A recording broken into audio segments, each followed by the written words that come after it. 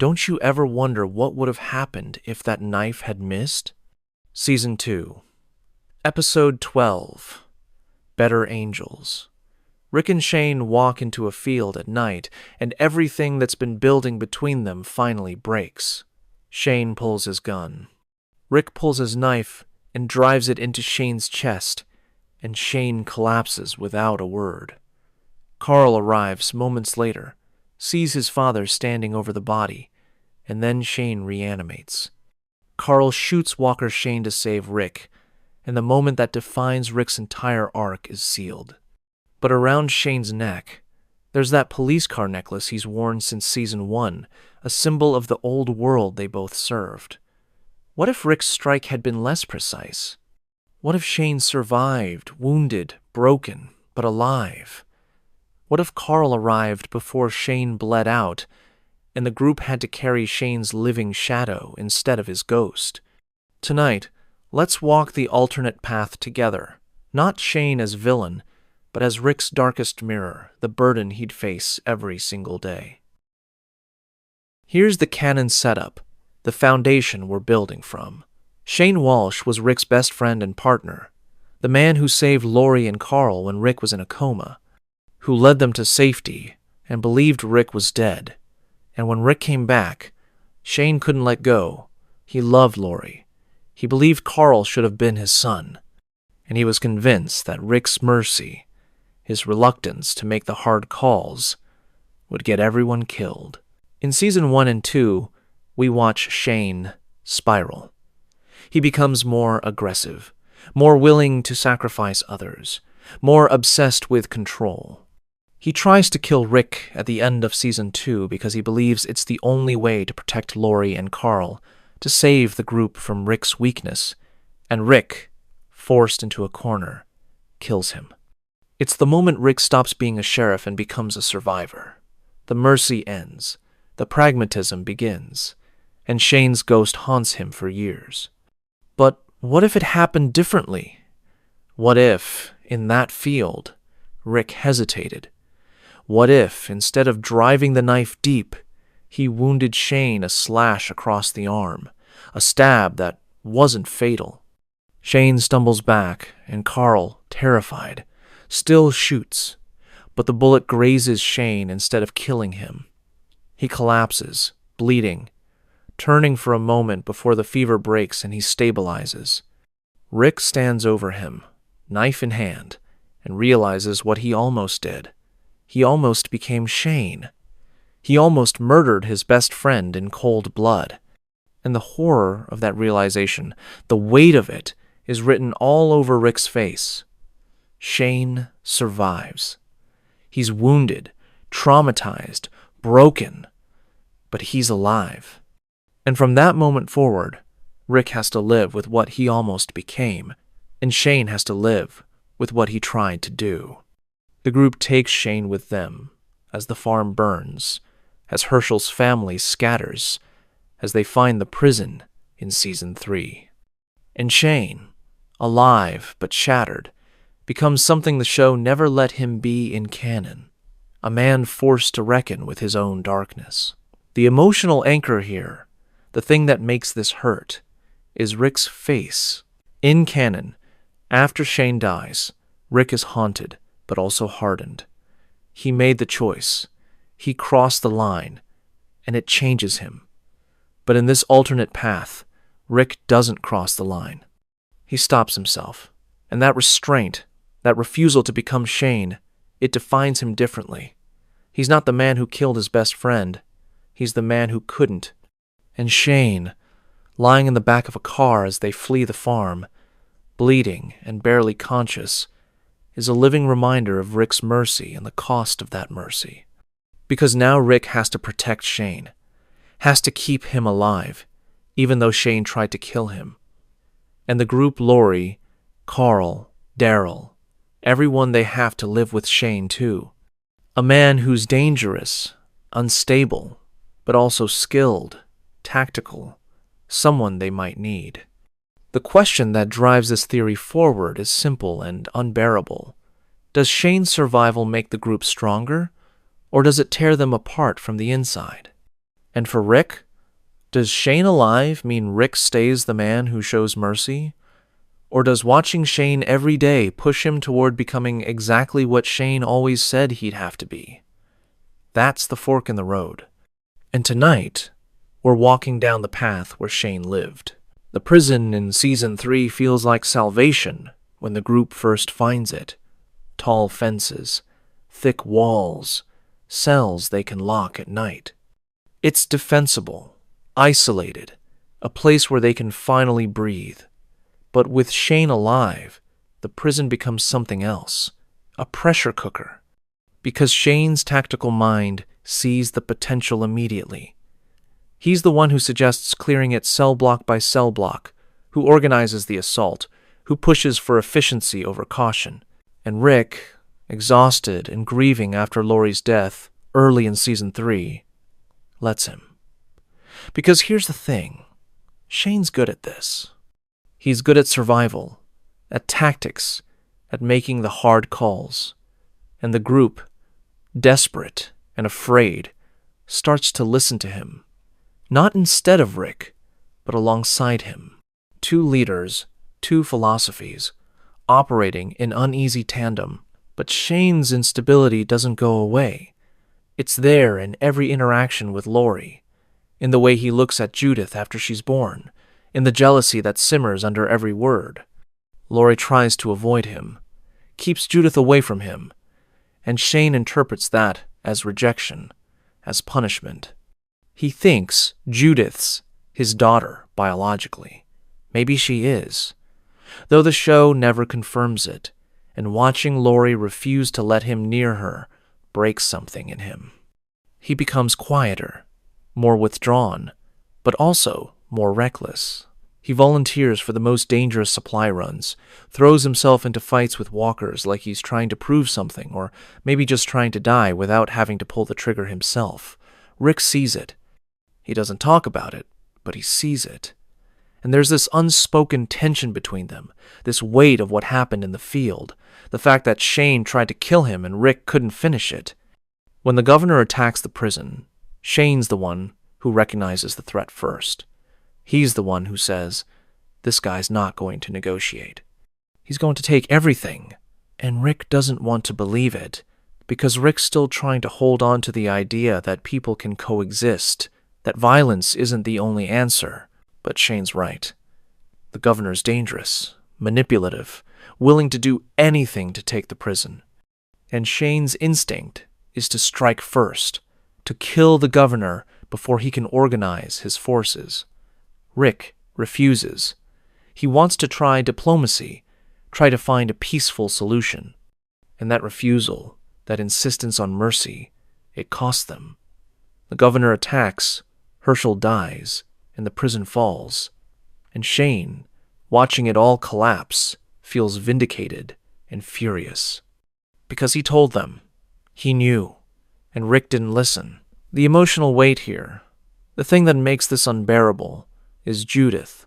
Shane believes she's his daughter, even if no one says it out loud, and he's willing to die to protect her. When the prison's overrun, Shane's the one who makes sure Tyrese and the girls get out with Judith. He holds the line, covers their retreat, takes a bullet in the shoulder doing it.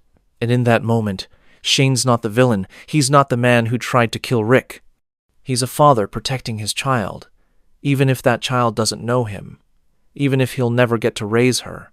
It's redemption, maybe, or just another kind of tragedy. Because Shane survives the prison, stumbles out into the chaos, but he's lost. The group's scattered. Judith's gone. And Shane, alone and bleeding, has to figure out what he's fighting for now that the thing he loved most is out of reach. The question lingers, quiet and sharp. Does Shane's pragmatism save lives? Or does it just make the violence come faster? Because the prison fell either way. But the way it fell, the people who died, the choices that were made, maybe those change if Shane's there, pushing Rick toward ruthlessness. Or maybe they don't. Maybe the outcome's the same. And all Shane's survival does is add another layer of grief to the weight Rick's already carrying. Laurie dies in Season 3. Episode 4, Killer Within, giving birth to Judith in a boiler room, while walkers pour through the prison. Maggie performs an emergency C-section with a knife, and Lori tells Carl, "You're going to be fine. You are going to beat this world." And then she dies, and Carl has to shoot her to keep her from turning. It's one of the most brutal, intimate deaths in the series. And in canon, Rick's not there. He finds out after, and the grief shatters him. He wanders the prison, hallucinates phone calls from Lori, can't even look at Judith for weeks. But if Shane's alive, if he's there when Lori dies, the emotional landscape shifts. Because Shane loved Lori. He believed she was his, that they had a future, that Rick's return destroyed everything. And watching her die, knowing he can't save her, that all his skills and tactics and willingness to do whatever it takes can't stop this, it breaks him. Carl sees it. Carl, who hates Shane, who's never forgiven him for what he tried to do to Rick, watches Shane fall apart. And there's something almost human in it. Something that makes Carl realize Shane's not just a threat, he's a person. Broken, dangerous, but a person. Shane tries to hold Judith after she's born, and Carl won't let him. "She's not yours," Carl says, quiet and cold, and Shane doesn't argue. He just walks away, and you can see the defeat in his shoulders, the realization that he's lost everything. Lori's dead, Judith's alive but out of reach. Rick's still the leader, still the man everyone follows, and Shane's just there, a ghost in a living body, haunted by the choices he made and the things he can't undo. The theory here is that Lori's death becomes Shane's turning point. In one version, the guilt and grief break him completely. He becomes reckless, suicidal, takes on every dangerous mission until eventually he doesn't come back. It's not murder. It's just the slow erosion of a man who's run out of reasons to fight. But there's another version, one that's more interesting and more tragic. Lori's death redeems him. Not in a grand, heroic way, but quietly. He starts helping more, talking less. He stops challenging Rick, stops trying to assert dominance. He becomes useful without being threatening, a tool the group can rely on, even if they don't trust him. Carol sees it first. She's the one who's willing to do the hard things, the morally great choices, and she recognizes Shane as someone similar. She talks to him, quietly, when no one else will. She tells him, "You can't undo what you did, but you can choose what you do next." And Shane, for the first time, listens. But Carl's hatred doesn't fade. Carl watches Shane, waiting for him to slip, to prove that he's still the man who tried to kill his father. And that dynamic, that unspoken tension between them, it adds a layer of volatility to the group. Because Carl's growing up, becoming harder, and he's learning from both Rick and Shane. Rick teaches him mercy, the importance of holding on to your humanity. Shane teaches him pragmatism, the reality that sometimes mercy gets people killed. And Carl, caught between them, has to figure out which lesson to follow. The Walking Dead's always been about what leaders become, about the cost of survival and the choices that define you. And in canon, Rick becomes the leader by killing Shane, by proving he's willing to cross that line. But if Shane lives, Rick doesn't get that moment. He stays the man who hesitated, who chose mercy, who couldn't pull the trigger. And Shane, alive and broken, becomes the living embodiment of Rick's choice. A reminder that mercy has consequences, that letting someone live because you can't bring yourself to kill them doesn't erase the danger they pose. The unresolved wound between them never heals. It just scars over. And every time the group faces a crisis, every time Rick has to make a call, Shane's there, watching, judging, a mirror Rick can't look away from. Terminus happens at the end of Season 4. The group's scattered after the prison falls, and they're following signs to a supposed sanctuary. Those who arrive survive, the signs say. And when they get there, it looks safe until it's not. Terminus is a trap, run by cannibals who lure people in and butcher them for meat. Rick and the core group end up locked in a train car, surrounded, waiting to be killed. And then Carol saves them, blowing up Terminus, letting walkers pour in, giving them a chance to escape. It's brutal, chaotic, and it's the moment Rick stops trying to be civilized. He becomes the man who bites out Joe's throat, who kills without hesitation, who's willing to do anything to protect his family. But if Shane's with them, the dynamic changes. Shane would see through Terminus immediately. He's paranoid, suspicious, trained to spot traps, and the moment they walk through those gates, he'd know something's wrong. He'd push to leave, to not trust the promises of safety.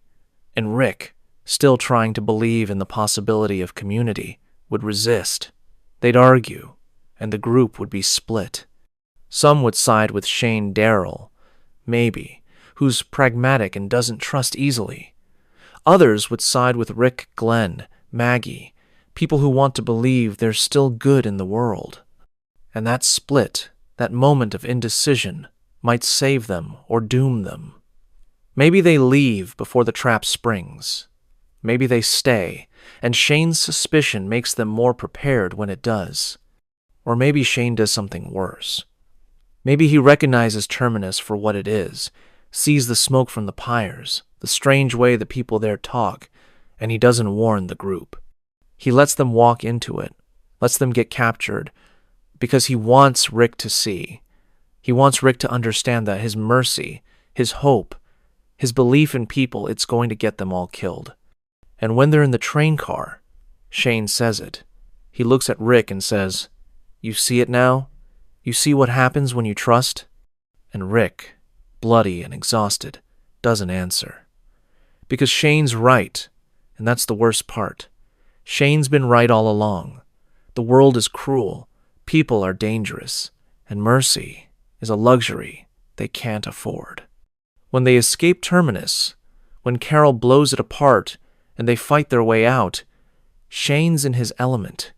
He's brutal, efficient, doesn't hesitate to kill. And Darryl watches him, and there's this moment of recognition, because Darryl's spent years becoming harder, more willing to do what's necessary, and he sees in Shane a version of what he could become. They don't talk about it. But there's an understanding between them, a kinship built on the shared knowledge that survival requires cruelty. After Terminus, the group's different. They're harder, more willing to kill, less willing to trust. And Shane, walking alongside them, feels vindicated. Because this is what he's been saying since the farm. This is what he tried to make Rick understand. The world's not about hope or community or holding on to your humanity. It's about doing what it takes to survive, even if it costs you your soul. But here's the tragedy. The thing that makes Shane's survival so painful. If Shane's there, if he's the one who embodies that philosophy, Rick doesn't have to. Rick can stay the man who hesitates, who tries to find another way, because Shane's there to do the things Rick can't. And that dynamic, that unspoken division of labor, it lets Rick keep his hands clean. But it also means Rick's never forced to confront the truth. Shane's always known that eventually you have to become the monster, or the monsters win. Shane's survival means Rick never has to become the man who bites out Joe's throat, because Shane would have done it first. And maybe that's a mercy, or maybe it's just another way of avoiding the choice, of letting someone else carry the weight so you don't have to. And Shane, looking at Rick after Terminus, after everything, feels the bitterness of it. Because he's become the thing Rick can't, and Rick gets to stay the hero. And that's the cost of being the shadow. You do the work, and someone else gets the credit. You carry the darkness, and someone else gets to stay in the light. Alexandria arrives in Season 5, and it's a test. A community with walls, electricity, running water, people who haven't been outside the gates since the outbreak began. They're soft, naive, terrified of the world beyond the fences. And Rick's group, hardened by Terminus and the road, doesn't fit. They're too brutal, too paranoid, too willing to kill. Deanna Monroe, Alexandria's leader, tries to integrate them, but the culture clash is immediate. And if Shane's there, the clash becomes a war, because Shane takes one look at Alexandria and sees weakness. He sees people who've been protected, who don't understand survival, who'll get everyone killed the moment the walls fail, and he's not quiet about it. He says it to Rick, to Deanna, to anyone who'll listen. These people are dead. They just don't know it yet. Pete is the flashpoint. Pete's a surgeon, valuable to the community, but he's also abusive. He beats his wife Jessie and terrorizes his kids. In canon, Rick kills him after Pete murders Reg, Deanna's husband, in a drunken rage. It's a turning point, the moment Alexandria realizes Rick's right about the danger inside their walls. But if Shane's there, Pete doesn't last that long. Shane sees the abuse, sees Jessie's bruises, and he doesn't wait for a council meeting or a community discussion. He just kills Pete. Quietly, efficiently, makes it look like an accident or a walker attack, and Deanna's horrified. Because Pete was a resource, a surgeon, someone they needed, and Shane's response is cold. He was a threat. Threats get eliminated. It's pure Shane logic, and it's exactly what Rick's been trying to avoid. But here's the thing. Shane's right. Pete was dangerous. He would have killed someone eventually, and it would have cost the community more than Shane's preemptive strike did. And the group, watching Shane, starts to wonder if maybe his way is better. Maybe Rick's mercy, his desire to integrate, to follow Alexandria's rules, is going to get them killed. Carol sees it. Carol, who's been playing the role of meek housewife while secretly stockpiling weapons, recognizes Shane as someone who thinks like her. She talks to him, and they form this quiet alliance, two people willing to do the things no one else will, to cross the lines that protect the group, and Rick, watching them, feels the weight of it. Because if Shane and Carol are willing to kill to protect the community, what does that make Rick? The man who's too weak to do it himself, or the man who's smart enough to let others carry that burden? The emotional weight here is in the philosophy clash. Rick believes in building something, in trying to hold onto civilization even when the world's ended. He wants Alexandria to work, wants to integrate, wants to prove that people can live together without becoming monsters. Shane believes that's naive, that civilization's over, that the only thing that matters is keeping your people alive, even if it means becoming the thing everyone fears. And both of them are right. Both of them are wrong. The show never resolves it, just lets the tension sit there, lets the characters make their choices and live with the consequences. And if Shane's alive, that tension becomes embodied. He's the argument against everything Rick's trying to build, the living proof that pragmatism works even when morality fails. And every time Alexandria faces a threat, every time someone dies because Rick hesitated or tried to find a peaceful solution, Shane's there, silent and accusing, a reminder that mercy has a cost. And Rick has to decide. Is he willing to pay that cost, or is he going to let Shane's way win? Because if Shane's philosophy spreads, if the group starts following his lead instead of Rick's, Alexandria doesn't become a community. It becomes a fortress, ruled by fear, where survival's the only law. And maybe that's what it takes to survive. But it's not what Rick wants. And the question, the one that haunts him every time he looks at Shane, is, does what he wants even matter anymore? Season 7, Episode 1, The Day Will Come When You Won't Be, is the moment Negan breaks Rick. The group's on their knees, surrounded by saviors, and Negan's playing eeny, meeny, miny, mo with Lucille, deciding who dies. He picks Abraham. Then, When Daryl punches him, he picks Glenn, and Rick, forced to watch, is shattered. The man who's led the group for years, who's made impossible choices and carried the weight of everyone's survival, is reduced to a broken shell.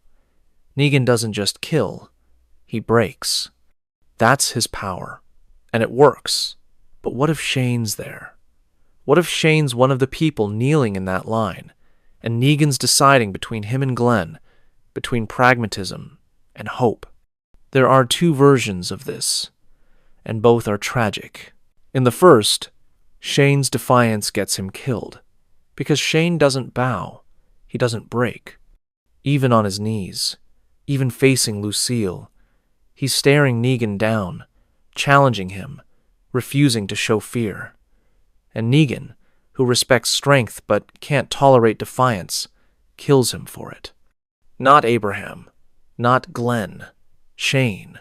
And the group watches as Shane, the man they've feared and relied on, the man who's been right about so many things even when they hated him, for it dies without flinching.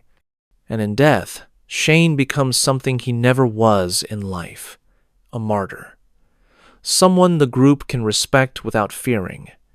Rick, watching Shane die, feels something break inside him. Because Shane was his mirror, his shadow, the man who showed him what he could become. And now that mirror's gone, and Rick has to carry the darkness alone.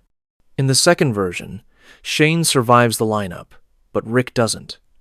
Negan kills Rick, and Shane's left as the leader, and that's a nightmare. Because Shane, without Rick's restraint, without Rick's mercy to balance him, is a tyrant. He'd fight the saviors, but not with Rick's strategy or Carl's hope. He'd fight with brutality, with guerrilla tactics, with the willingness to sacrifice anyone to win. And the group, leaderless and terrified, would follow him because they have no choice. Maggie, grieving Glenn, would resist. Michonne, grieving Rick, would try to hold the group together, but Shane's pragmatism, his sheer force of will, would overwhelm them. And Alexandria, the hilltop, the kingdom, they'd unite not out of hope, but out of fear. Fear of the saviors, and fear of what Shane would do if they didn't follow him. The emotional weight here is almost unbearable, because if Shane dies, his death redeems him. He becomes the sacrifice that saves Glenn, the man who died protecting the group. And Rick, carrying that weight, has to live with the knowledge that Shane was right, that his way, the brutal, pragmatic, willing to do anything way, is what the apocalypse requires. But if Rick dies and Shane lives, the group loses its moral center. They become what Rick always feared they'd become, a force of survival without humanity. People who win by becoming worse than the enemy. Carl, in that scenario, becomes the only voice of hope left. And the letters Carl writes before he dies in Season 8, the ones asking everyone to build something better, to stop fighting, to remember that it has to be more than killing, those letters are directed at Shane. And Shane, reading them, has to decide, does he honor Carl's vision, or does he dismiss it as the naive hope of a kid who didn't understand how the world works? That choice, more than any battle, defines whether Shane's survival is redemption or tragedy. Because if Shane can change, if Carl's words reach him, then maybe Rick's mercy wasn't wasted. Maybe letting Shane live was the right choice. But if Shane can't change, if he reads Carl's letters and throws them away because hope is weakness, then Rick died for nothing, and the group becomes exactly what Shane always said they had to be, monsters who survive by eating the world. Here's the core theory, the one that's been building since that field in Season 2.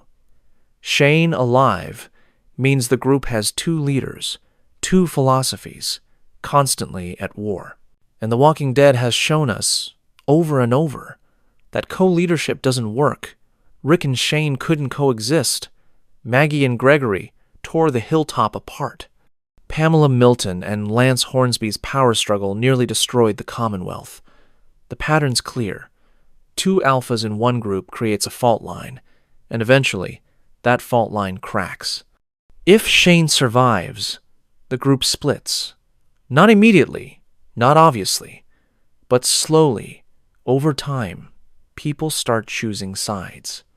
Shane's followers are the pragmatists, people like Carol, Daryl, maybe even Michonne, who've learned that survival requires brutality. Rick's followers are the idealists, Glenn, Maggie, Herschel, people who believe in building something better and holding on to humanity even when it's hard. And the split's not just philosophical, it's tactical.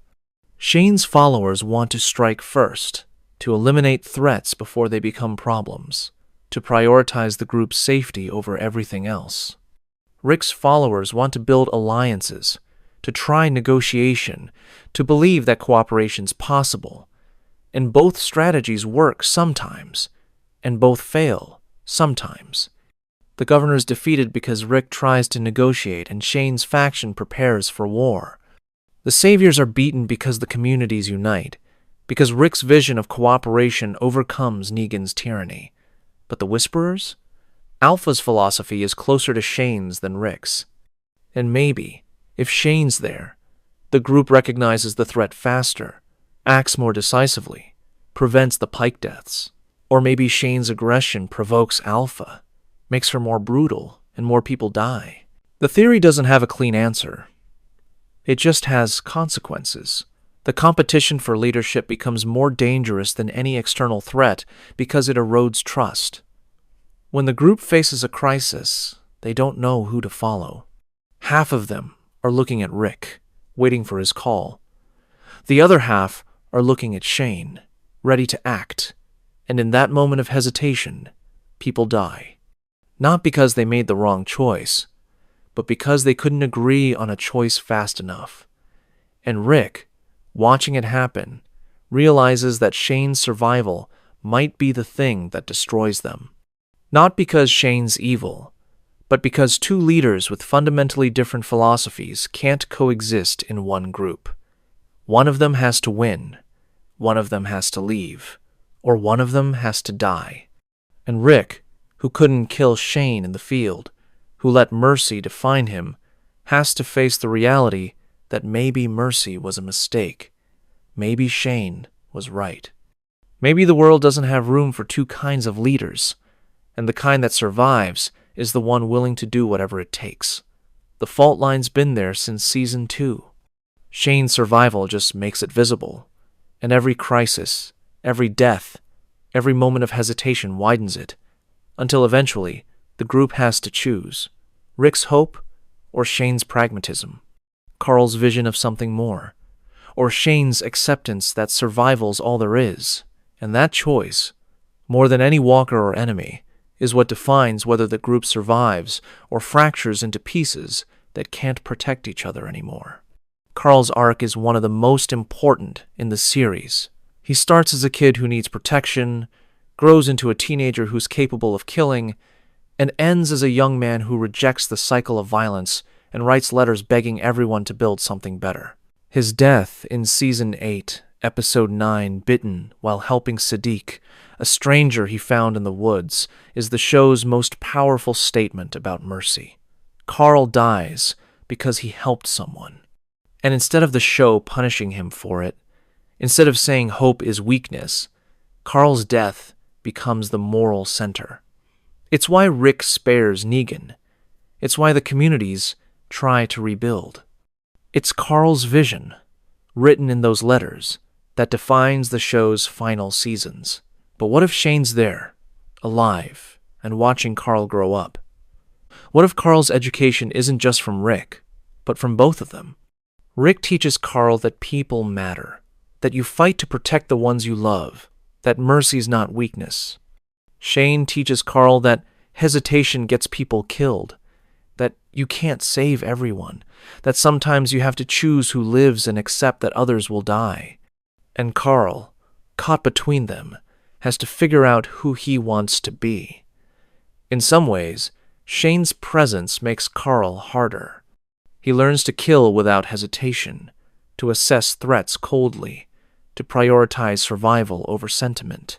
He becomes tactical, efficient, a younger version of Shane. But in other ways, Shane's presence pushes Carl toward Rick, because watching Shane, seeing what happens when you abandon mercy, when you let pragmatism consume everything, it scares Carl. He sees where that path leads, and he rejects it. The theory here is that Carl's death becomes a choice between his fathers. If Carl dies the same way bitten while helping Sadiq, then his final act is a rejection of Shane's philosophy and an affirmation of Rick's. He dies proving that mercy matters, that helping people is worth the risk, that Shane's way, the brutal, pragmatic, survival at all costs way isn't the only way. And Shane, reading Carl's letter, the one that's addressed to him too, has to face what he's become. Carl writes, "It has to be more than this. It can't just be killing." And Shane, holding that letter, realizes that the kid he wanted to raise, the kid he thought was his, chose Rick's path, chose hope, and died for it. And Shane has to decide, was Carl naive, or was Carl right?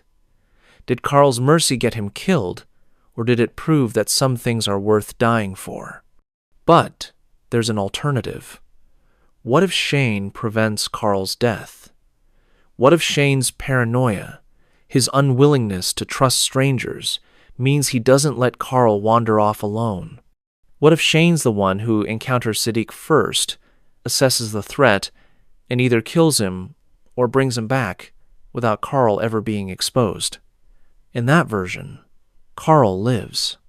But Carl also never has the moment that defines his arc. He doesn't get to prove through his death that mercy matters. He doesn't write the letters. He doesn't become the moral compass that guides the group forward. And Rick, without Carl's death, doesn't spare Negan. The war ends differently, more violently, and the communities don't unite. They fracture, held together by fear rather than hope. And Carl, alive but haunted, grows up in a world that's harsher, more brutal, because Shane's pragmatism won. The emotional weight of this is crushing, because Carl's death in canon is tragic, but it's meaningful. It changes the story. It redeems Rick, challenges Negan, gives the group a vision to build toward. But if Shane prevents that death, if Carl lives, the meaning is lost. Carl becomes just another survivor, shaped by Shane's philosophy. And the show's central question, can we be more than just survivors? It loses its answer. So which is worse, Carl dying for hope, or Carl living without it? That's the choice Shane's survival forces, and it's a choice with no good answer, just consequences, grief, and the quiet understanding that sometimes the things we lose are the things that make survival worth it, and sometimes preventing a death just means prolonging the suffering. And Shane, watching Carl grow up, watching him struggle with the same questions Shane struggled with for years, has to face the possibility that Carl's better than him, that Carl figured out something Shane never could, that survival without humanity is just slow death. And maybe that's why Carl had to die in canon. Because hope, real hope, the kind Carl carried, is too fragile to survive in Shane's world. If Shane survives to Season 7, if he's there when Negan's defeated and imprisoned, the dynamic between them would be fascinating. Because Negan and Shane are similar in a lot of ways. Both are charismatic, brutal, willing to kill to maintain control. Both use fear as a tool. Both believe that strength, not morality, is what keeps people alive. But there's a key difference. Negan's theatrical.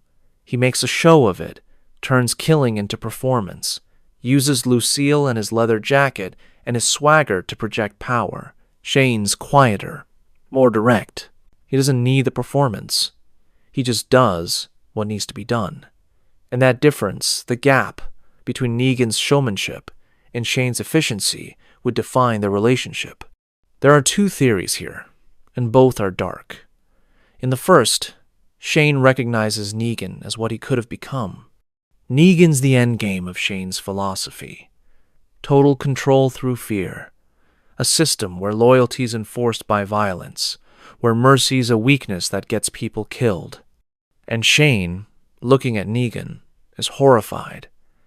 Because he's been walking that path, becoming more brutal, more willing to sacrifice, more convinced that survival requires cruelty.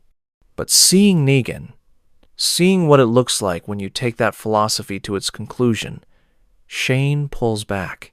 He doesn't become soft, but he becomes more careful, more aware of the line he's walking. And when Carl's letters ask everyone to build something better, Shane listens. Not because he's redeemed, but because he's seen the alternative, and it terrifies him. In the second theory, Shane doesn't pull back. He kills Negan, not during the war, but after, when Rick spares him and locks him in a cell. Shane sees Negan's survival as a threat, as Rick's mercy costing the group again, and he ends it. He walks into that cell, strangles Negan, and walks out. And Rick, finding out, is furious. Because Carl asked them to spare Negan, to prove that mercy's still possible, and Shane just destroyed that. The rift between Rick and Shane, already deep, becomes unbridgeable. Rick exiles Shane, forces him to leave Alexandria, because Shane's presence, his willingness to defy Carl's vision, is tearing the group apart. And Shane leaves, bitter and alone, convinced he did the right thing, even though no one else will admit it. But here's the question that haunts both theories. Which monster is worse? Negan's charismatic evil, his ability to make people follow him through charm and fear, or Shane's pragmatic brutality, his cold, efficient willingness to do whatever it takes? Negan's a tyrant, but he's also rebuilding. By season 9, he's helping Alexandria, protecting Judith, proving that people can change. Shane, if he'd been in Negan's position, wouldn't change. He'd double down, become harsher, more ruthless, because Shane doesn't believe in redemption. He believes in survival. And survival, to Shane, doesn't have room for second chances. The show's never answered that question, just presented both kinds of evil and let them sit there, unresolved. Negan gets a redemption arc because he's theatrical, because he's capable of reflection, because deep down, he's broken by the loss of Lucille, and the realization that his system destroyed everything he loved. But Shane? Shane's not broken by loss. He's hardened by it. Every person he loses just proves his philosophy, makes him more convinced that mercy's a trap. So if Shane survives to meet Negan, if they recognize each other as mirrors, the outcome depends on one thing. Is Shane capable of seeing himself clearly enough to pull back from the edge? Or is he too far gone, too committed to his philosophy, to change? And the answer, I think, is that Shane's not gone. He's just tired. Tired of fighting. Tired of being the monster. Tired of carrying the weight while everyone else gets to stay clean.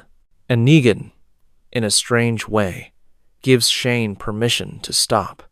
Because if Negan can change, if the man who killed Glenn and Abraham can become someone Judith trusts, then maybe Shane can too.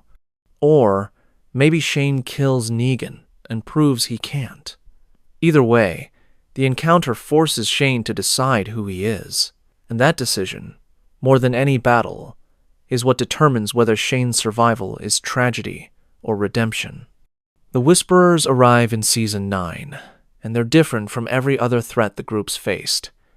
They don't build walls or establish territories. They wear the skins of the dead, walk among the walkers, reject civilization entirely. Alpha's philosophy is simple. The strong survive by adapting to the world, not by trying to change it. And that philosophy, brutal and nihilistic, is uncomfortably close to Shane's. Because Shane's always said that the old world's over, that trying to rebuild is naive, that survival requires accepting the world as it is and doing whatever it takes to stay alive. Alpha takes that logic to its extreme. Reject humanity entirely. Become part of the herd. Survive by abandoning everything that makes you human. And if Shane's there when the Whisperers arrive, he recognizes the threat immediately. He doesn't see them as people. He sees them as enemies, as a philosophy that has to be crushed before it spreads. And his instinct is to strike first. Don't negotiate with Alpha. Don't try to establish borders or coexist. Just kill them all, preemptively, before they can kill you. And tactically, Shane's right. The Whisperers are dangerous. Alpha's willing to massacre entire communities, to enforce her borders, to prove that her way is the only way. She kills Tara, Enid, Henry, 10 people the group loved, their heads mounted on pikes as a warning. And if Shane had struck first, if he'd taken out Alpha and her lieutenants before they could organize, those people might have lived. But here's the cost. Shane's preemptive strike would have required killing people who looked like victims, Whisperers who were forced into Alpha's system, who were terrified and trapped and might have been saved. Shane wouldn't care. He'd kill them all, because distinguishing between willing participants and victims takes time the group doesn't have. And that ruthlessness, that willingness to sacrifice innocent people to eliminate a threat, it's exactly what Carl's letters warned against. It's becoming the enemy to defeat the enemy. It's losing your humanity to save your life. And Carol, who's been walking that line for years, who's killed to protect the group and carried the weight of it, she sees Shane and recognizes herself. They talk, quietly, and Carol tells him, grief makes monsters. And Shane, who's been grieving since Lori died, since he lost Judith, since he realized he'd never be the man Rick is, understands. The theory here is that Shane's tactics save lives but destroy the group's soul. The Pike deaths don't happen because Shane strikes first.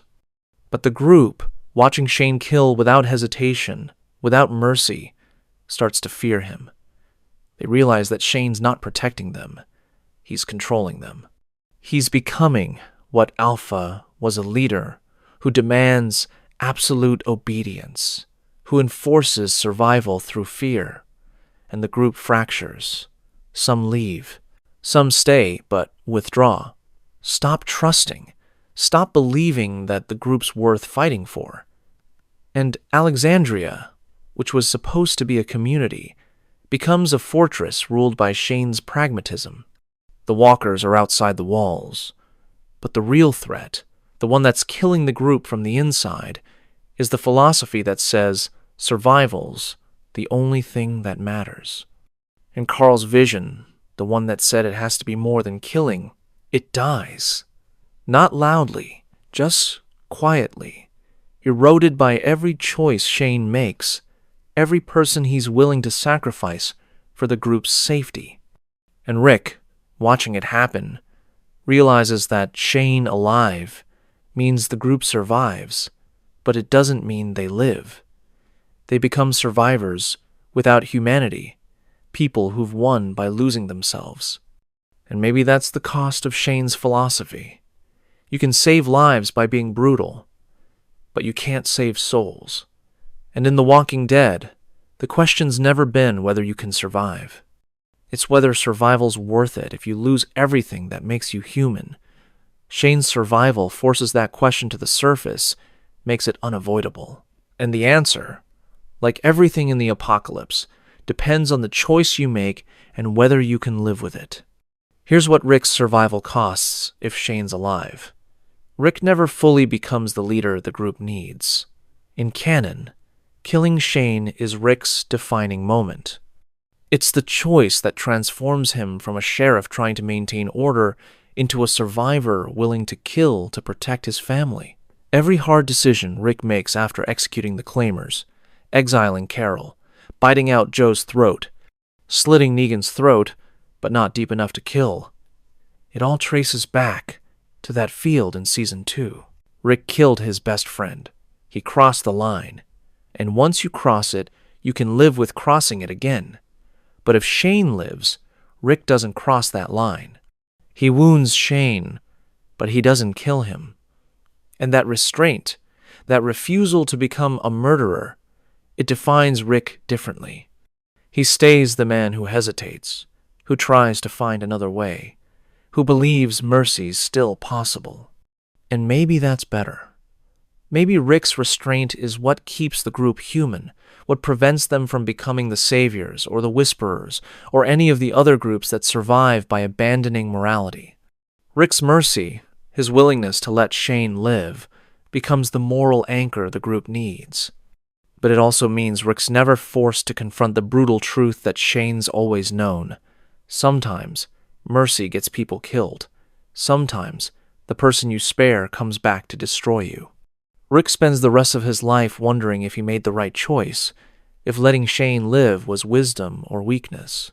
And every time someone dies, every time the group faces a threat that Shane would have eliminated preemptively, Rick feels the weight of that choice.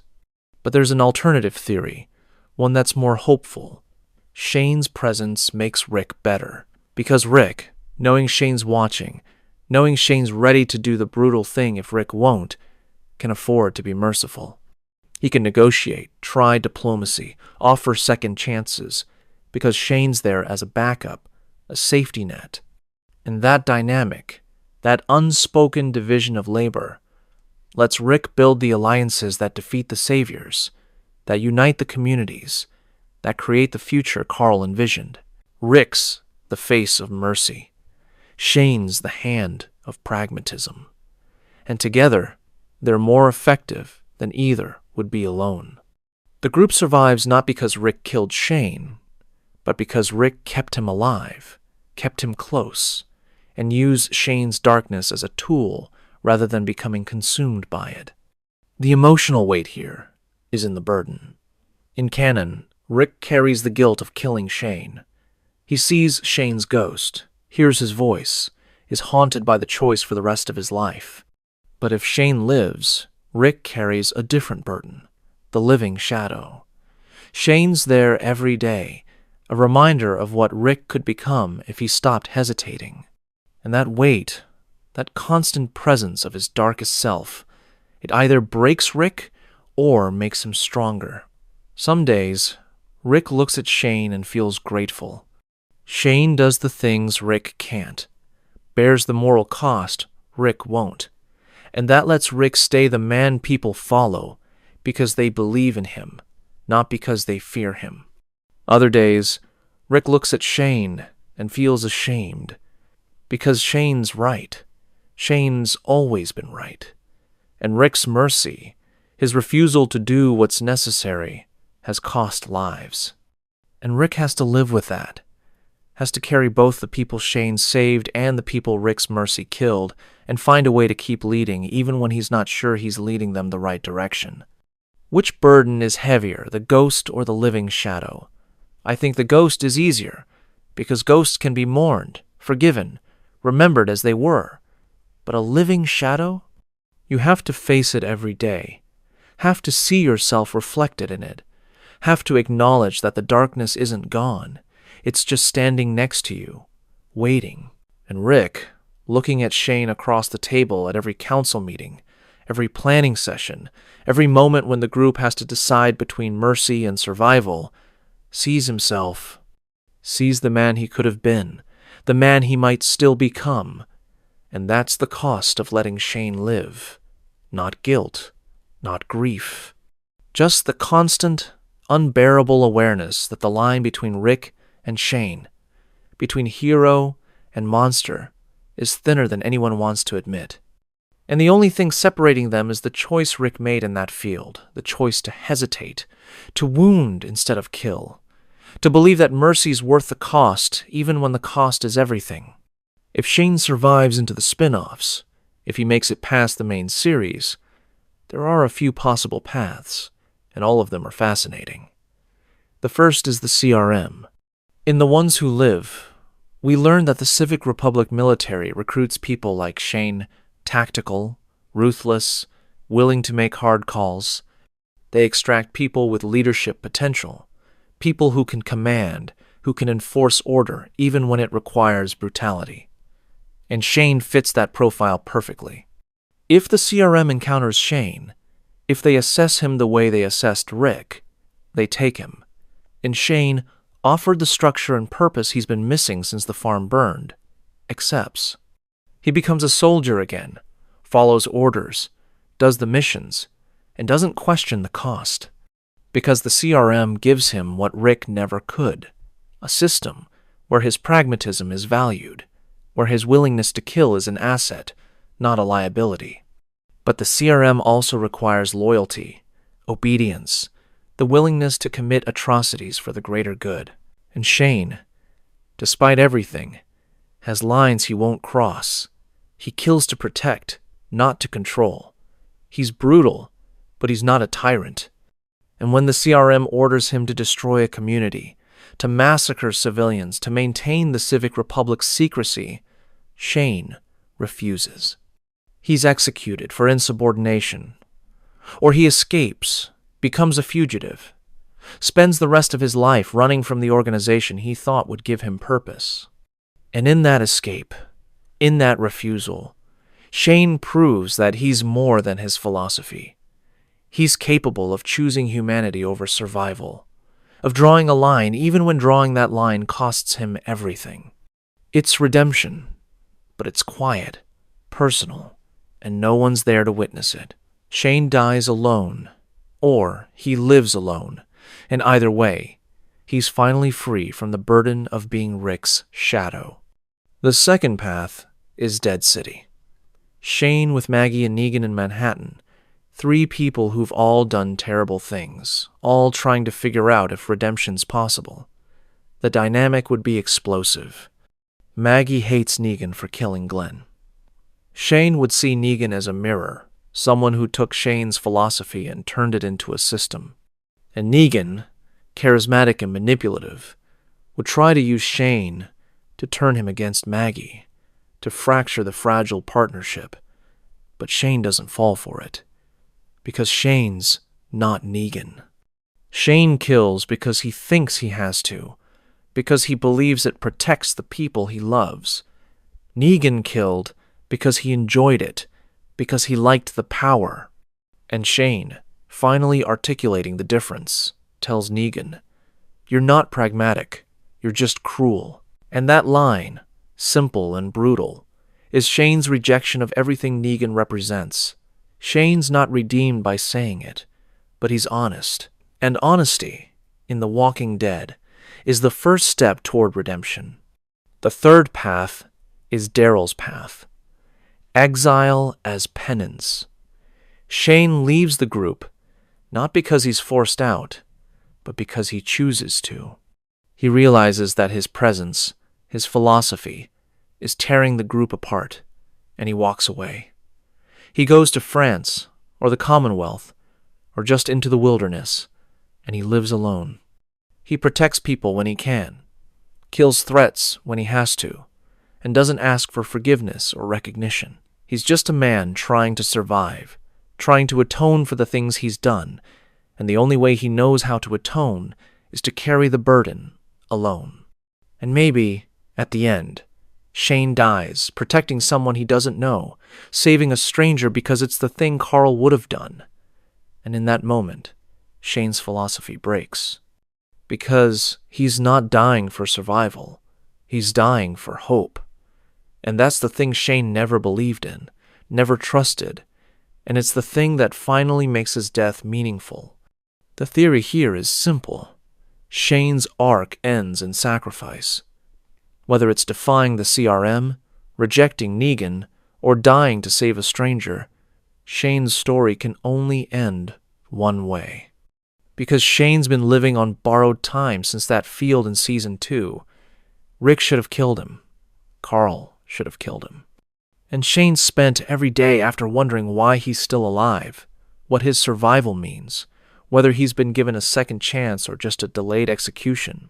And in the spin-offs, Shane gets his answer. He's alive because there's something he has to do, some choice he has to make, some line he has to cross or refuse to cross.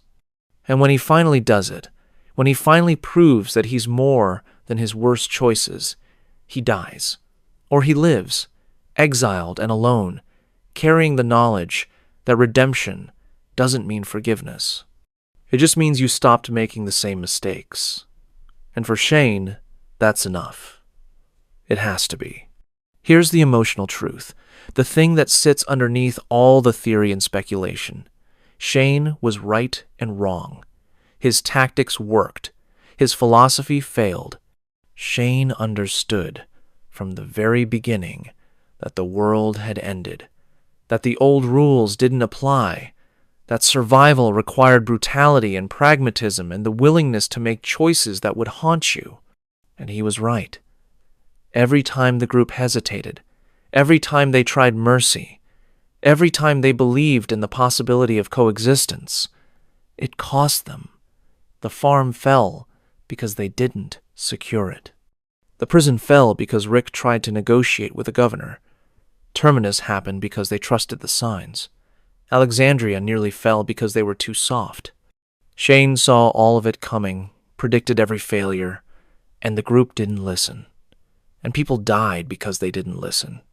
But Shane's philosophy, the one that said survival's the only thing that matters, that mercy's weakness, that you protect your people by becoming the threat everyone else fears, it failed too. Because survival without humanity is just slow death. It's becoming the governor, or Negan, or Alpha. It's building a system where people follow you because they're terrified of what you'll do if they don't. And that system works for a while, but it collapses eventually, because people don't want to live in fear. They want to live with hope. They want to believe that the world can be something more than just killing and surviving and waiting to die. Carl understood that.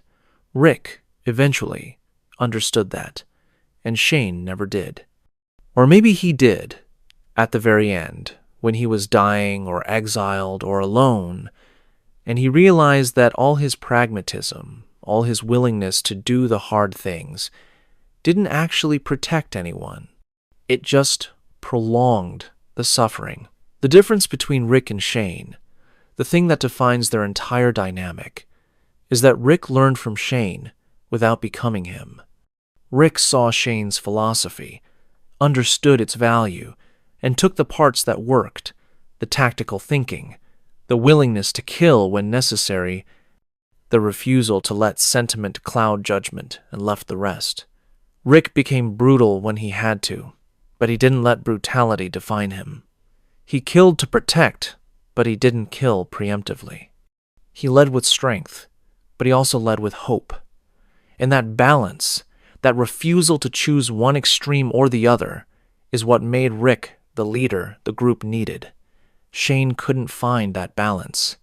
He was all pragmatism, all survival, all the time, and it made him effective, but it also made him alone. If Shane lives, if he's there pushing Rick toward darkness, the theory is that Rick goes one of two directions. Either Shane's presence pushes Rick toward becoming Shane colder, more brutal, more willing to sacrifice others, or it pushes Rick toward Carl's light, toward mercy and hope, and the belief that it has to be more than killing. And I think, based on the patterns we've seen, Rick would choose Carl, because Rick's defining trait isn't his brutality, it's his love. He loves his family, his group, his son. And love, in The Walking Dead, is the thing that saves you or destroys you. For Rick, it saves him. It keeps him human. It makes him choose mercy when Shane would choose violence. And Shane, watching Rick choose Carl's path, watching him spare Negan and build alliances and try to honor Carl's vision, feels the weight of what he's lost.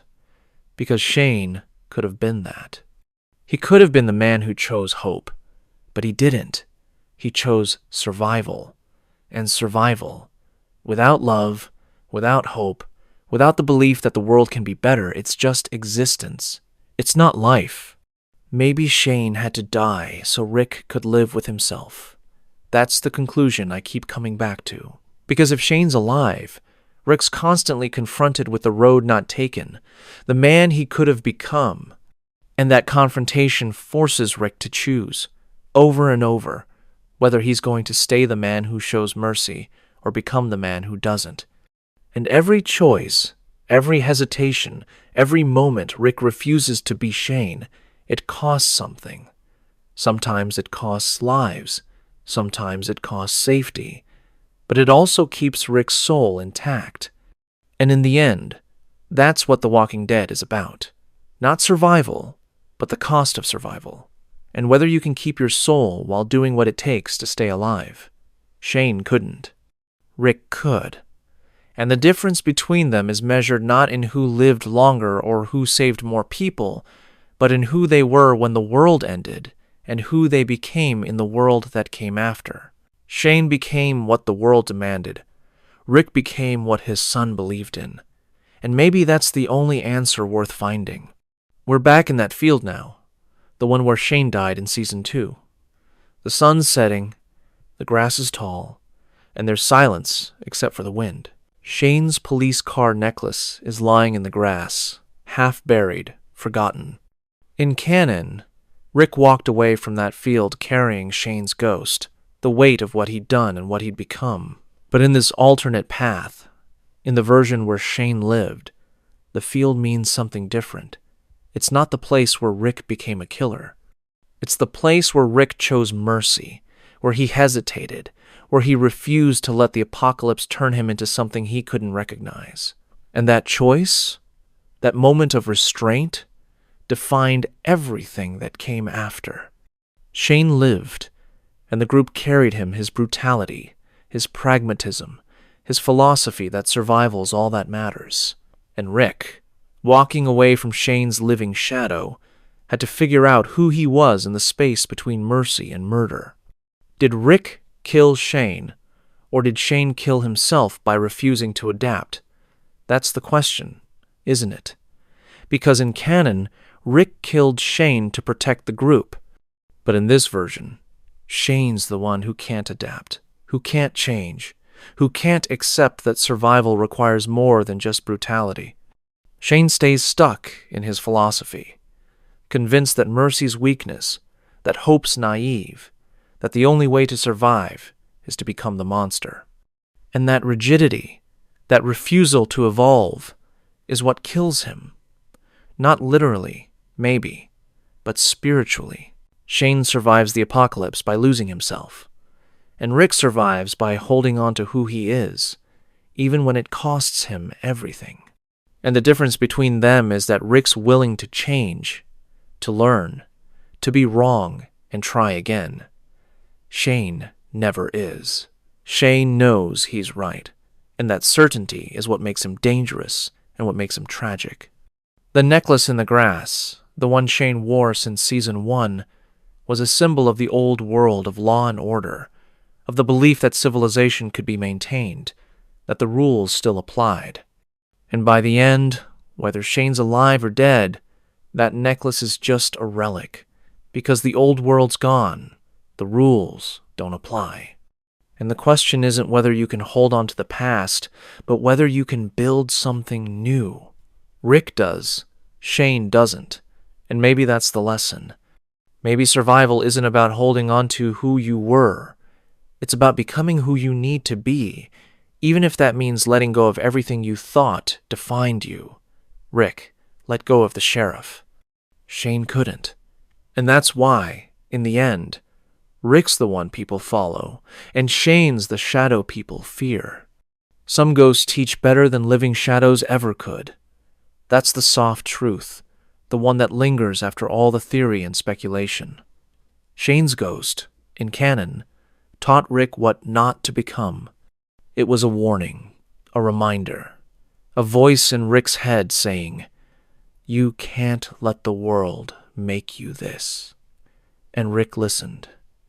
He became brutal when he had to, but he never became Shane. He crossed lines, but he didn't lose himself. And maybe that's only possible because Shane was gone. Because Rick didn't have to face the living version every day, didn't have to see himself reflected in Shane's choices. But if Shane had lived, If he'd been there as a constant reminder, maybe Rick would have learned the same lesson differently. Maybe Shane's survival would have been the thing that pushed Rick toward Carl's vision, toward the belief that it has to be more than killing. Or maybe Shane's survival would have broken Rick, made him give up on mercy, accept that survival's all there is. We'll never know. The path splits in that field, and in canon, Rick takes the road that leads through Shane's death. But the other road, the one where Shane lived, it's still there. And walking it, even in theory, reveals something true. That the choices we make define us more than the outcomes. That mercy and brutality are both necessary and both dangerous. And that the people we lose, whether to death or to the choices that turn them into shadows, teach us who we are and who we refuse to become. Shane's gone. Rick's gone. But the question they raised, the tension between survival and humanity, between pragmatism and hope that never goes away, it just transforms, carried forward by the people who survive them, the ones who have to figure out how to live in the world their choices created,